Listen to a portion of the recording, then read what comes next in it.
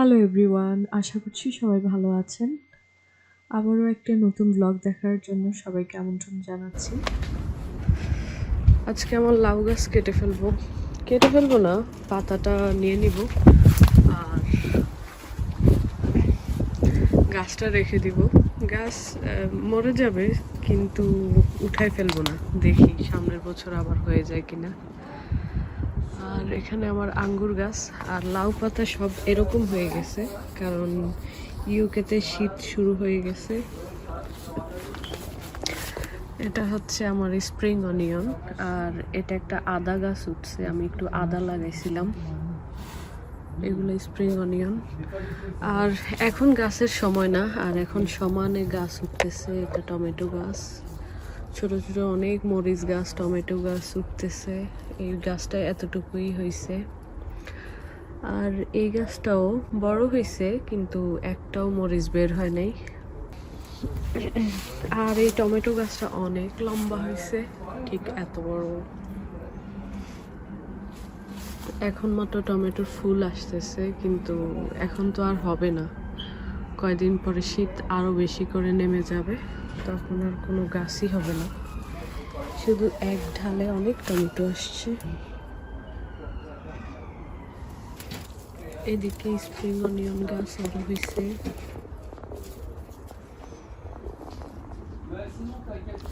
আমি কিছু কেটে নিয়ে গেছিলাম, এই যে। আর এদিকে পুদিনা গাছটাও অবস্থা খারাপ। আর আলু গাছগুলো অনেক বড় হয়ে গেছে,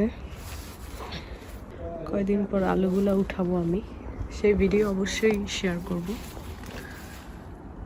ব্ল্যাকবেরিজ এগুলো এখন প্রায় শেষের পথে, কিন্তু উপর দিয়ে অনেক আছে। আর এই সাইডের গুলো সব আমরা খাই ফেলছি। সবসময় তো আর ভিডিও শেয়ার করা হয় নাই, কিন্তু আমরা আলহামদুলিল্লাহ অনেক খাইছি। এখন আমি এই মইটাতে দাঁড়িয়ে উপর থেকে ভিডিও করব আর গাছের পাতা ছিঁড়ব। এই হয়েছে আমাদের শেডের উপরে গাছের অবস্থা। এই যে আমি বল আর কেচি নিয়ে আসছি,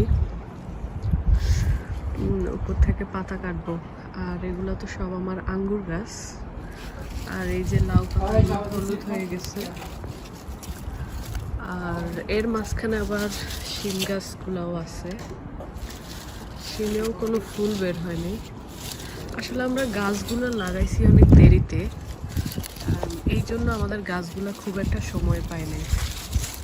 এদিকে লাউ গাছের একটা ঢাল চলে আসছে, এখন মরে যাচ্ছে ঠান্ডায়, আর হবে না এটা।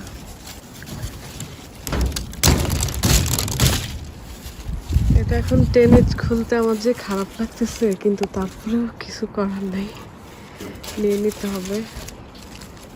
এই যে লাউ বের হচ্ছে মাত্র, ছোট ছোট অনেক লাউ বের হয়েছে, কিন্তু বের হয়ে তো লাভ নাই, এখন আর সময় নেই। ইংল্যান্ডে সামার শেষ। একই কড়াইতে আমি লাউ পাতাও একটু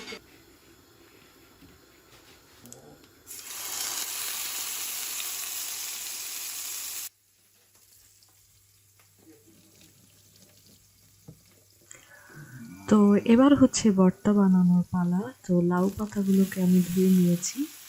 তো এক সাইড দিয়ে আমি এক পিস কাতলা মাছ ভাজি করে নিচ্ছি, আর এর সাথে এক সাইড করে আমি লাউ পাতা দিয়ে দিলাম এবং একটু তেল দিয়ে দিচ্ছি। পাতাগুলো চুলায় একটু টেলে নিচ্ছি প্রথমে। এখন এক সাইড দিয়ে একটু কাঁচামরিচ, পেঁয়াজ সেগুলো একটু টেলে নিচ্ছি হালকাভাবে। এগুলো খুব বেশিক্ষণ টেলে নিতে হবে না। আর এই দিক দিয়ে আমি গরুর ভুঁড়ি ভুনা করেছিলাম, তার অর্ধেকটা আমি ডিপ ফ্রিজে রেখেছিলাম, আর বাকি অর্ধেকটা আজকে নামিয়ে নিয়েছি।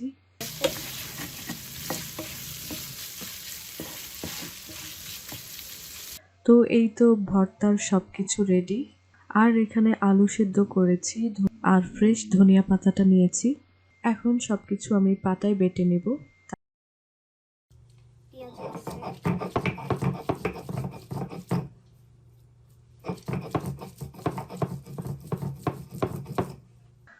আমাদের এই পাটাটা অনেক ছোট, এর জন্য সাইড থেকে বারবার পড়ে যায়।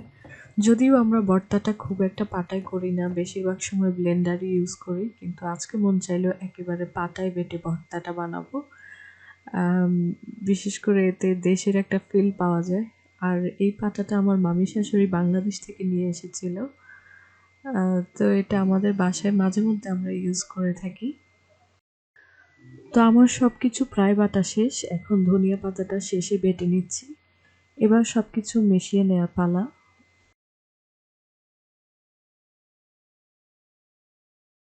তো আমি পাটার মধ্যে সবকিছু মিশিয়ে দিচ্ছি, এর সাথে একটু আলু দিয়ে দিলাম আর দিয়ে দিব পরিমাণ মতো লবণ। এরপর ভালোভাবে সবকিছু মিক্স করে জাস্ট লবণটা দেখবো ঠিক আছে কিনা।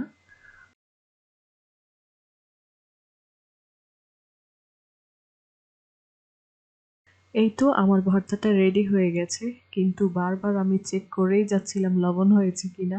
লবণটা ঠিক মতো হয়েছিল, কিন্তু আমি আসলে এত মজা খাওয়াটা স্টপ করতে পারছিলাম না। এই তো আমার ভাত নিয়েছি। আজকে যেহেতু ভুড়ি ভাজি করলাম, ভর্তা বাটলাম, এগুলোর সাথে তো একটু ভাত নিতেই হয়, এই জন্য আজকে ভাত খাচ্ছি। আজকের ভিডিও এ পর্যন্তই। আল্লাহ হাফিজ।